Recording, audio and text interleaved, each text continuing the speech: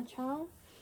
In today's video we're going to be talking about why advocating for ourselves is so important. Little warning, well not little warning, just a little note that I've got my laptop of notes in front of me. Also this new corset thing with the shorts that I'm not wearing because it's now a bit chillier. But my mum got me as an early birthday present today, so yeah, but off topic. Anyway, I've got my laptop here that I've got my notes in that I'm going to be looking at and explaining to you. But yeah, this video is about why advocating for ourselves is so important. And first of all, we're going to talk about what advocating basically is.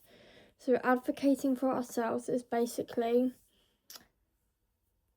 clearly expressing our needs and values, our limits and our goals. And there are many reasons why it's important.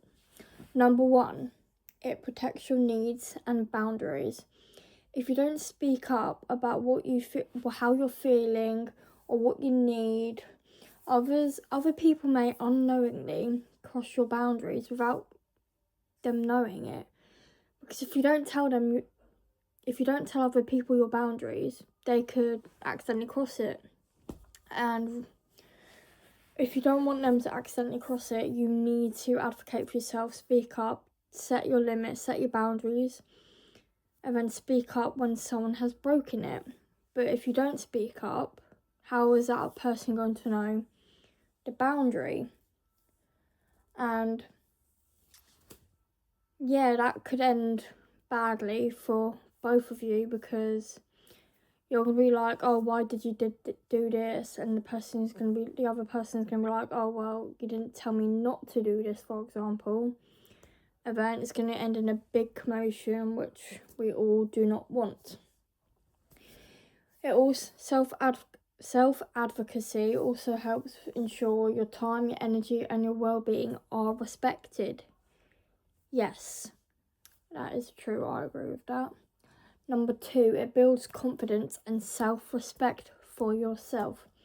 When you stand up for yourself, you reinforce that your voice matters, which it does. Your voice does matter, and if there's something you feel that shouldn't be happening, or that the way someone is speaking to you, and you feel it's inappropriate or it's wrong, or you feel like you're being treated badly, then speak up, advocate for yourself and communicate with the person.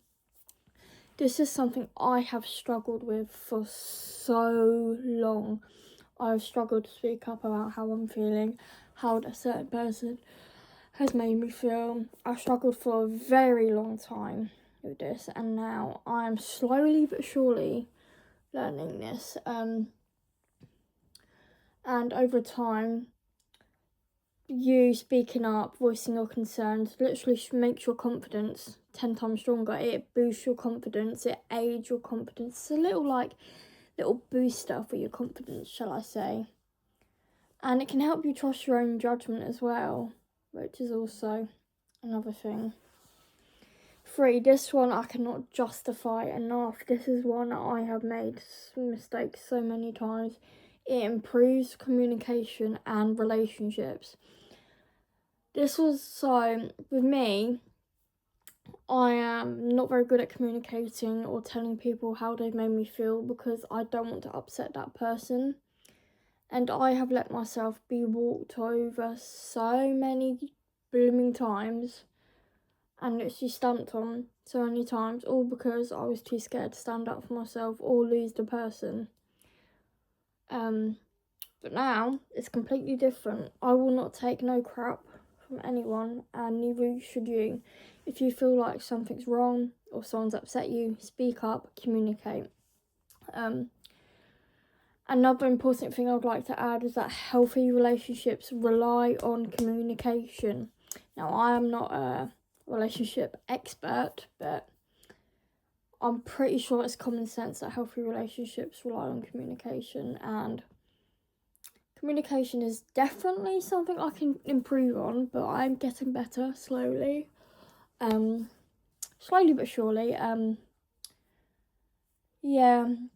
Also, advocating yourself as well helps other people to understand you better as well, which reduces for fuck's sake, why can't I speak? Which reduces misunderstandings and resentment. So, yeah. So, for example, if someone says something and you don't like it, or if you say something and no, wait, what?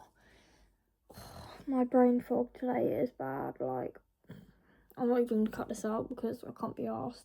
Well, but yeah, it just reduces misunderstandings and resentment. So it can also help a lot with arguments by communicating with your partner, friends, and your family. It can help with a lot. Also, self-advocacy helps you reach your goals. Whether it's at school, whether it's at work, or in daily life, often comes to people who ask for what they need, like support, resources, recognition, or fair treatment. So if you're struggling with your mental health and you ask for support, that is self-advocating for yourself. That is saying, I need help, I need resources, give them to me, please. That is self-advocacy. Self-advocacy, that's it, yeah. And yeah. Number 5, it prevents burnout and frustration. When people constantly ignore their own needs and their well-being, they often feel overwhelmed or resentful, and that can take a toll on your mental health as well. But speaking up helps maintain that balance. So let's say if you don't speak up, this is what your balance is going to look like.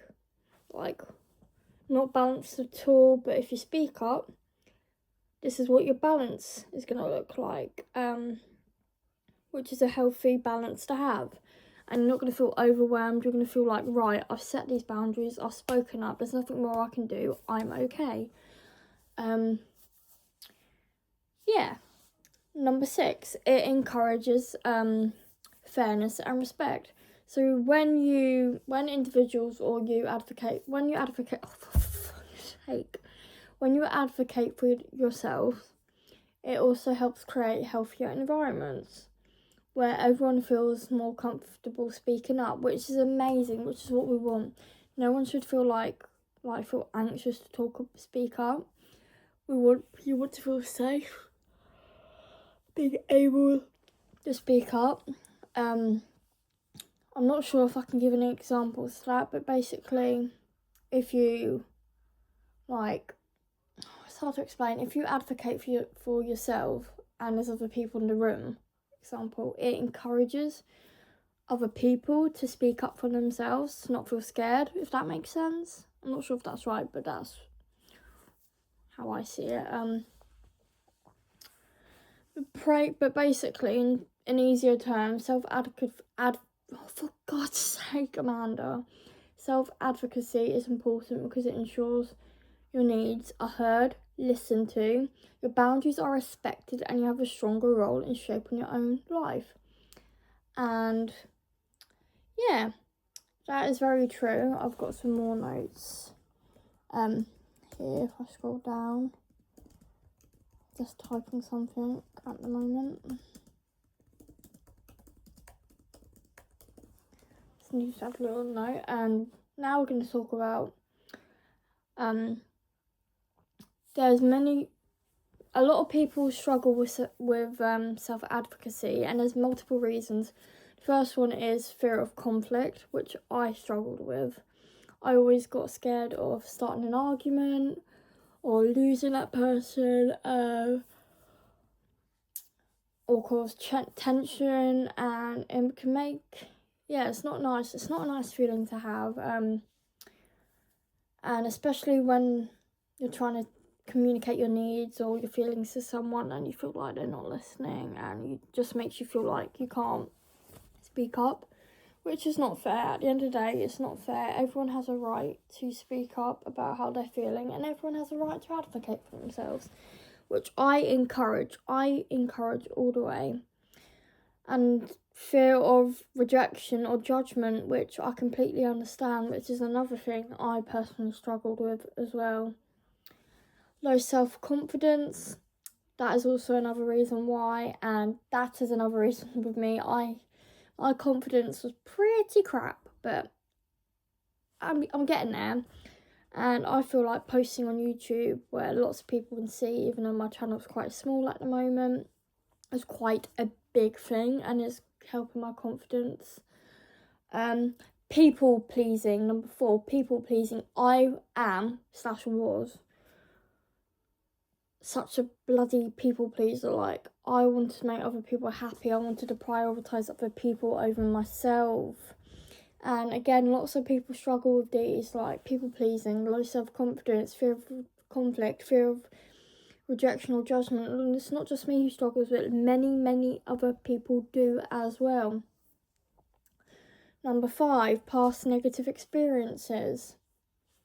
I've had a few of them as well. So if someone's been criticised for the past for speaking up, they may find it harder to advocate for themselves because it makes them feel unsafe, which I completely understand. And yeah. Number 6, cultural or social expectations. Now, I'm not sure how to answer this one, but some cultures or environments encourage people to be quiet, polite, or obedient, especially in workplaces, schools, or family settings. This is something that really pisses me off because, like, if something happens in a workplace and, like, the employee's been told to, like, keep their mouth shut, no. If something serious happens to an employee and they've been paid to keep their mouth shut or told to keep their mouth shut, no, big fat no. Speak up, I encourage you to. Number 7, not knowing how to communicate needs. This is sort of something I lean into because I was never taught how to set boundaries or express feelings or negotiate. It felt really uncomfortable, like sometimes talking about my feelings, or because when I used to talk about my feelings to someone, I used to get told to just, like, I have no reason to be sad, or I have no reason to be depressed, or I'm mentally fucked, basically. Number 8, worrying about consequences. That I can also understand because people will fear of losing opportunities, or damaging relationships if they speak. But not gonna lie, sometimes relationship needs to be cut off.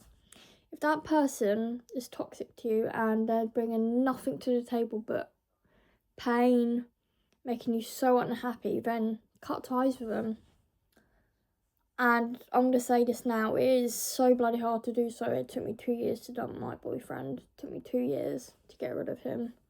But I'm so much better off without him now, and yeah. Anyway, I'm sorry this video has been a bit like, oh for fuck's sake, Amanda, like brain foggy. I hope you could all understand what I was saying or trying to say. And I hope you all find this video helpful. And yeah, and let me know in the comments below what videos you want me to post next. But thank you so much for watching. Oh, I forgot a part of my notes. Another thing to remember is most people that struggle with self-advocacy is not because they're weak. That is not because they're weak whatsoever. But it's because they have learned habits that prioritise safety or approval over speaking up. Definitely not being weak, that it's just habits they have got engraved into them, or being criticised and judged for speaking up, and it's made them feel scared for speaking up, which I completely understand because I've been in that position multiple times, and it is not fun. It is hard. But yeah, I hope you all enjoyed this video, and I'll see you in the next one. Take care, guys. Bye bye.